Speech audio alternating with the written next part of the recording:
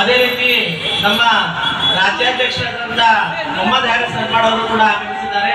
ಅವ್ರಿಗೂ ಕೂಡ ಸ್ವಾಗತವನ್ನ ಕೋರ್ತಾ ದಯವಿಟ್ಟು ಎಲ್ಲ ಯುವಕ ಬಂಧು ಮಿತ್ರರು ಒಳಗಡೆ ಬರಬೇಕಾಗಿ ತಮ್ಮಲ್ಲಿ ವಿನಂತಿಸಿಕೊಳ್ಳುತ್ತೇನೆ.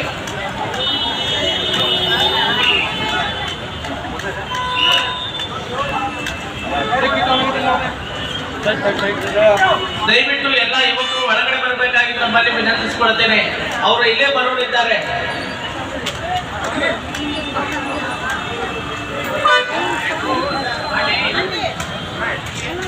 ಆನಂತರ ನಮ್ಮ ಹುಬ್ಬಳ್ಳಿ ಧಾರವಾಡ ಮಹಾನಗರ ಪಾಲಿಕೆ ವಿರೋಧ ಪಕ್ಷದ ನಾಯಕರಾದ